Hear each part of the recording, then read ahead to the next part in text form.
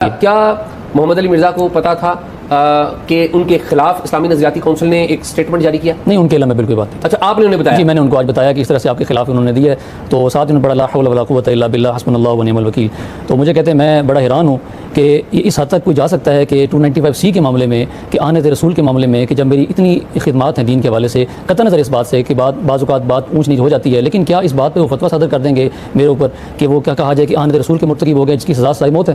تو کبھی بھی کہتے ہیں میں اس طرح کی توقع نہیں کر رہا تھا کہ اس طرح کے کوئی معاملہ میرے خلاف کبھی آ سکتا ہے۔ یہ بتائیں کہ اسلامی نظریاتی کونسل کے حوالے سے اور اس کے ممبران کے حوالے سے انہوں نے کوئی بات کی؟ کیونکہ میرے نالج میں یہ بات آئی ہے کہ بعض جو ممبرز ہیں ان کے ساتھ ان کا ڈائریکٹ کانفلکٹ تھا، تو کچھ بات اس حوالے سے ہوئی ہے؟ کون کون سے ممبر تھے جن کے ساتھ کوئی انہوں نے بات کی ہو؟ نہیں، ان کی کسی ممبر سے اس حوالے سے کوئی بات نہیں، لیکن وہ تنقید کرتے رہے، وہ تنقید ضرور کرتے رہے، اور اس حوالے سے جو نظریاتی کونسل کا جو ایک اوپینین جو ہمارے سامنے بھی آیا ہے، اور اس اوپینین میں آپ یہ دیکھ لیں کہ دو جو ممبرز ہیں، ایک طاہر شفیع صاحب کو آپ دیکھ لیں کہ 1 سپٹمبر کو ان کی ایک ویڈیو سوشل میڈیا پہ وائرل ہوئی تھی، اس حوالے سے انہوں نے ان کی گرفتاری کو اور ان تمام چیزوں کو انڈورس کرتے ہوئے کہا تھا کہ جو گرفتاری ہوئی بالکل درست ہوئی ہے اور کوئی کسی کو رائٹ نہیں ہے کہ وہ ان کے خلاف کوئی بات کرے، کوئی اسٹیٹ کے خلاف کوئی بات کرے، جو بھی ہوا ہے یہ ٹھیک ہوا ہے۔ آپ یہ کہہ رہے ہیں کہ علامہ طاہر اشرفی صاحب جو کہ ممبر ہیں جو ممبر ہیں کونسل کے، انہوں نے پہلے یہ کہہ دیا تھا 1 ستمبر کو جی یہ بالکل گرفتاری ٹھیک ہے؟ یہ فیصلہ تو 25 تاریخ کو یہ ان کا ایک اوپینین آئی ہے، یہ 25 ستمبر کو آئی ہے نا اسلامی نظریاتی کونسل کی اوپینین 25 ستمبر کو آئی، اور 1 سپٹمبر کو ویڈیو جو تھی وہ سوشل میڈیا پہ طاہر شفیع صاحب کی آ چکی تھی کہ وہ اس حوالے سے اس کی انڈورسمنٹ بھی کر چکے تھے اور اس چیز کو اپریشیٹ کر رہے تھے، اس گرفتاری کو اچھا تعریف کر رہے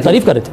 اچھا یہ بتائیں کہ علامہ طاہر اشرفی، ظاہر ہے یہ کانفلکٹ آپ نے بیان کر دیا، ان کے بھائی کے اوپر بھی بڑے الزامات ہیں کہ وہ بلاسفمی توہین رسالت کے جو مقدمات ہیں، وہ کہا جاتا ہے کہ بلاسفمی گینگ، اس کے سرغنہ کے طور پہ جو چند لوگ لیے جاتے ہیں ان کا نام لیا جاتا ہے، ہمیں نہیں پتا وہ ہیں یا نہیں، تو ان کے اوپر بھی جو محمد علی مرزا یہ تنقید کرتے رہے؟ میرے ذہن میں اس طرح کی کوئی بات نہیں ہے، میرے سے ڈیورنگ انویسٹیگیشن یا ڈیورنگ پروسیس میرے ساتھ اس طرح کی بات کچھ شیئر نہیں ہوئی۔ کیا علامہ طاہر اشرفی کے بارے میں یا اور ممبرز ان کے بارے میں بھی انہوں نے تنقید کر رکھی ہے اپنی ویڈیوز میں؟ جی، تنقید تو سابقہ کئی جگہوں پہ انہوں نے کر رکھی ہے علامہ طاہر اشرفی صاحب کے اوپر، اور شاید وہ اس تنقید کی وجہ سے ہی یہ ساری صورتحال ہمارے سامنے ہے کہ کنفلکٹ ڈیفینیٹلی آ جاتا ہے۔ اور کل ایک اور ویڈیو ہمارے سامنے کسی دوست نے شیئر کی، عبدالواحد قریشی صاحب ہیں، اور انہوں نے نظریاتی کونسل کے ایک اور ممبر ہیں حافظ امجد صاحب، ان کے حوالے سے کہا کہ فیصلہ آباد میں میری ان سے ملاقات ہوئی ہے، اور اس دوران انہوں نے یہ بات کہی کہ یہ جو فیصلہ آنے والا ہے، ہم جو پہلے بھی ہم نے ایک جو بڑے مرزا کے ساتھ کیا تھا، ہم ان کے ساتھ بھی وہ کام کریں گے۔ تو آلریڈی ایک مائنڈ جو تھا، ایک پلان تھا کہ یہ چیز انہوں نے کرنی ہے، تو اس بنیاد پہ۔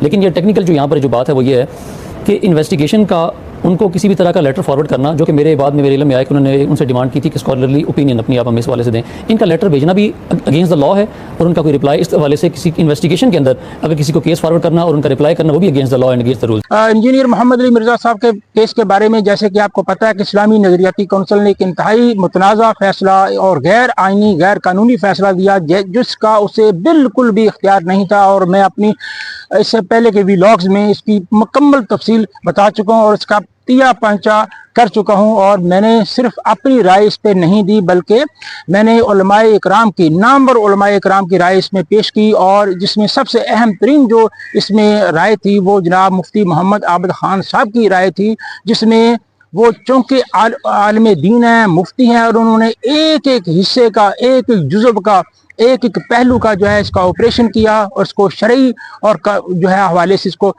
زیر بحث لائے اور اس کے پرخچے اڑا دیے، ان کی اس رائے کے پرخچے اڑا دیے اسلامی نظریاتی کونسل کی، جس کو انہوں نے فیصلہ ڈکلیئر کیا ہے۔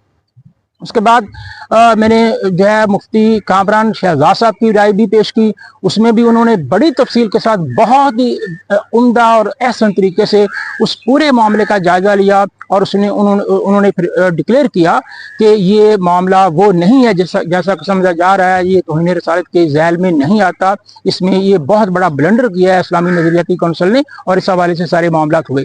اب ظاہر ہے اسلامی نظریاتی کونسل ایک آئینی ادارہ ہے، اور اس کی رائے جو ہے اس کی ایک اہمیت ہے، اس کو یہ آئینی ایک پوزیشن اس کی ہے، اور اس نے اگرچہ کہ غیر آئینی غیر قانونی اور غیر شرعی ایک فیصلہ دیا ہے جس کا اختیار اس کے پاس نہیں تھا، اور اس میں بہت بڑے بڑے بلنڈر کیے ہیں، لیکن ظاہر ہے اس کی قانونی حیثیت ہے، لہٰذا اس کے بارے میں یہ بالکل عام بات تھی، یہ بات ہو رہی تھی کہ ان کی وکلاء کی ٹیم اس کے بارے میں کیا کر رہی ہے، اس پہ سوالات اٹھائے جا رہے تھے۔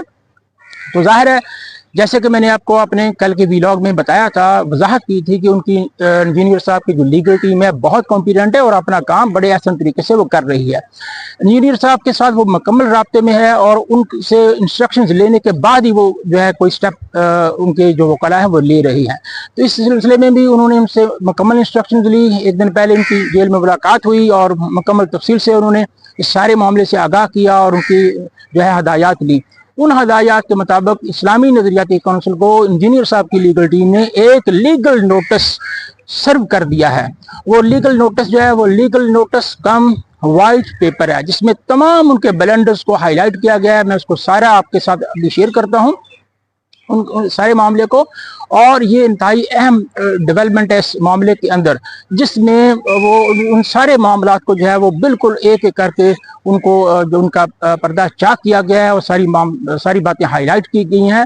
اور یہ اس حوالے سے، اور اس کے ظاہر ہے اس کی پوزیشن بہت زیادہ ہے، اور پھر اس کے حوالے سے مزید ڈیولپمنٹ جو ہے وہ بھی ایک ہے جو کہ ان پائپ لائن ہے، ظاہر ہے وہ اس کے جیسی ہو جاتی ہے میں آپ سے شیئر کروں گا۔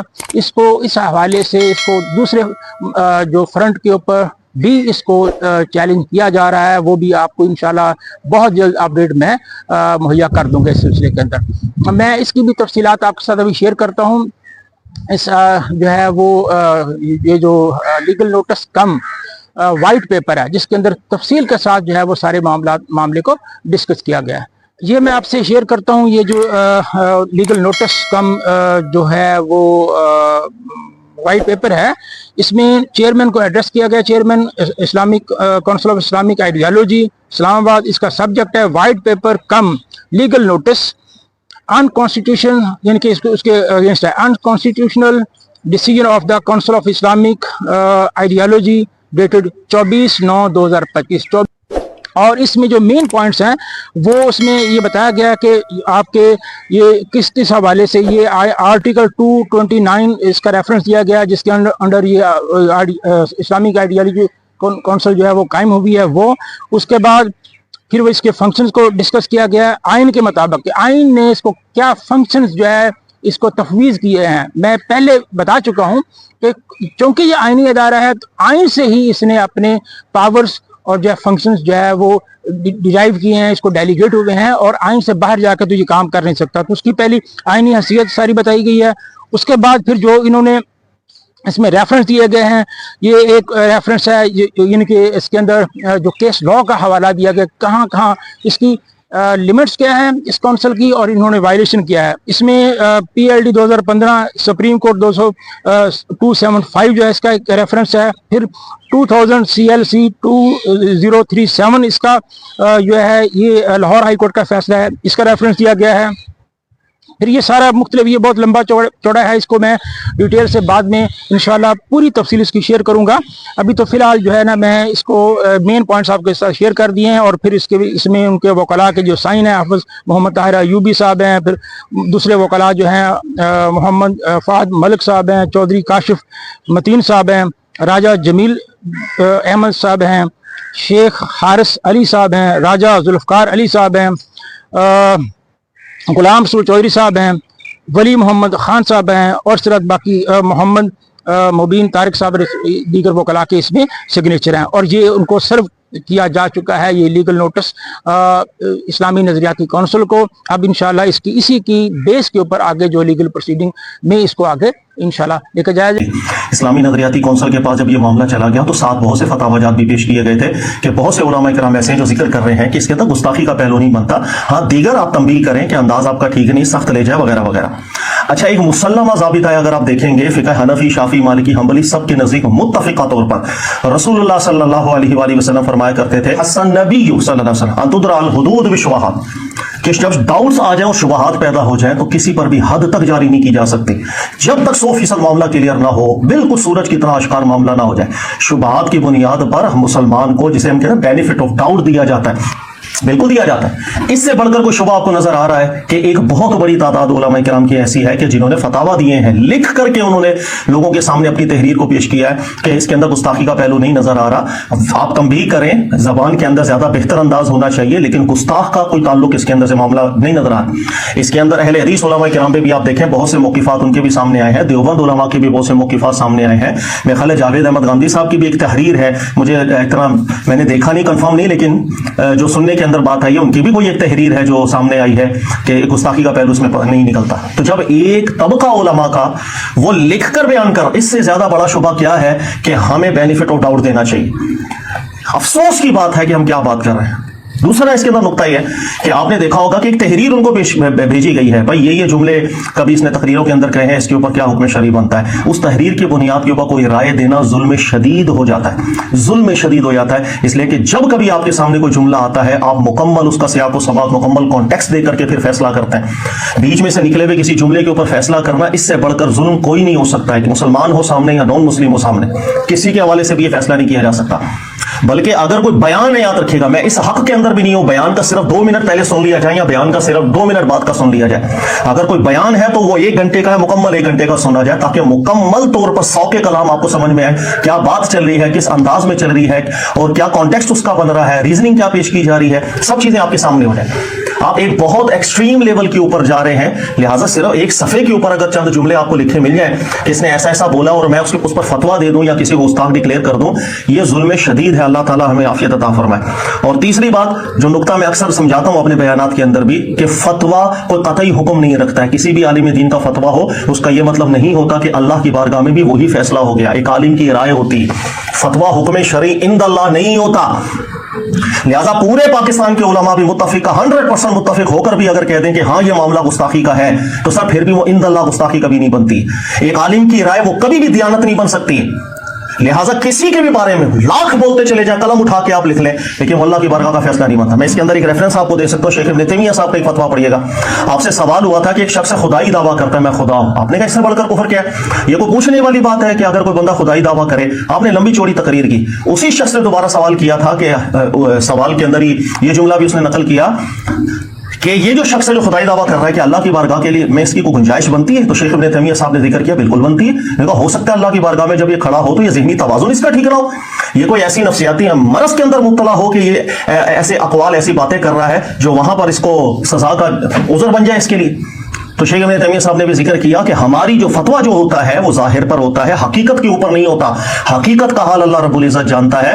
किसी भी आलिम के फतवे को कतई दर्जे का हुक्म बना देना ये भी जुल्म शदीद। लिहाजा एक आलिम दीन है, इज्जत और कदर सबकी करेंगे। अगर उन्होंने जिक्र किया कि उनको ये गुस्ताखी लग रही है, सर बस ये एक जन्नी चीज से ज्यादा मामला जा ही नहीं सकता है। ना इंदल्लाह उसको काफिर बोला जा सकता। हमारे बिलीव करें आप, मुझे मैसेजेस भी कुछ ऐसे रिसीव हुए थे कि कसम उठा करके भी कई लोगों ने कहा अल्लाह की कसम सर वो गुस्ताख। मैं कहा सर खुदा के वास्ते कुरान पाक पढ़े, अल्लाह के कलाम को पढ़े, अल्लाह हमारी कैसे रहनुमाई करते हैं। हमें ना उसूल पता, ना कुरान फहमी हमें पता, हम चंद फतावाजात की बुनियाद पर इंदल्लाह फैसले सुनाना शुरू कर दिए। सर ये है वो तरतीब से 3-4 निकाह जो मैंने आपसे जिक्र की। और सबसे आखिरी बात कि मुझे निहायत अफसोस के साथ ही कहना पड़ रहा है कि इस्लामी नजरियाती कौंसल अपनी कदर खो बैठा है। सर चाहे आपको ये बात अच्छी लगे या बुरी लगे, बिल्कुल अपनी कदर खो बैठा है। इतनी कच्ची बात, 2 तरह के फतावा उनके सामने आए हैं, फिर भी इतनी कच्ची बात। उनको सराहत लिखना चाहिए था कि ये जुमले बिल्कुल ऐसे, बल्कि पूरा कॉन्टेक्स्ट सुनना चाहिए था। कॉन्टेक्स्ट सुनने के बाद फिर उन्हें उसको मौका देना चाहिए था कि जिसकी जबान से जुमले निकले हैं वो क्या उसके बारे में बयान कर रहा है। अपनी वजाहत मुतकल्लिम खुद बयान करता है। कोई दुनिया की ऐसी किताब है हमारे सामने रखो, हम भी 10 बातें उसमें से निकाल के बयान कर देंगे। मुतकल्लिम खुद वजाहत अपनी बात की करेगा, उसको देखा जाएगा। फिर जब उलमा के फतावा दोनों आरा पर मुश्तमिल मौजूद हैं तो सराहतन ये बात करनी चाहिए थी कि सर उलमा की राय है तो हम कैसे इसको गुस्ताख करार दे सकते हैं? इससे बढ़कर शोभा कोई है दुनिया में कि एक आलिम दीन के नजदीक गुस्ताखी नहीं है, दूसरों को अगर लग भी रहा है तो ये चीज होनी चाहिए थी। और बाकायदा आप लिखते कि जबान के अंदर आइंदा इस चीज की जमानत दी जाए कि जबान इस कदर ऐसी नहीं होगी कि जो लोगों में फितना का बाइस बने, उनके जज्बात को मजरू करे। इस्लाह करना मकसद होना चाहिए, जबान मीठी होनी चाहिए। मूसा करीम अलैहिस्सलाम को अल्लाह भेजे फिरौन के पास, जालिम दुनिया जान का, खुद अल्लाह कुरान में नस करे इन्नहु तगा, उसने हद कर दी जुल्म की। लेकिन साथ ही अल्लाह ताला मूसा करीम अलैहिस्सलाम हारून अलैहिस्सलाम को फरमाया क़ूला लहू क़ौलन लय्यिना, नरम और मीठे अंदाज के अंदर तबलीग आपने करनी, ये अल्लाह का हुक्म था। सर मुझे कुरान अपने सामने रखना है, अल्लाह की रहनुमाइयाँ मुझे सामने रखनी है, उस हिसाब से मैंने दुनिया को चलाना है। हमारे फतावा से हम दुनिया बदजन हो रही है और कुछ भी नहीं है। लोग डर के मारे आलिम नहीं अपने बच्चों को बनाएंगे, यार ये आलिम बन के तकरीरें करेगा, कभी इसके मुंह से इंसान है, कोई जुमला आगे पीछे हो गया, आउट ऑफ कॉन्टेक्स्ट किसी ने कोई बात को काट लिया तो ये तो गुस्ताख बना के मार देंगे। हम अपने हाथों से नुकसान पहुंचा रहे हैं, दीन का काम हम नहीं कर रहे हैं, हम नुकसान पहुंचा रहे हैं। हद दर्जा कोशिश करनी चाहिए कि एक मुसलमान है मैं उसको बचाऊं, ना कि मैं उसको जहन्नमी वासले जहन्नम कर दूं।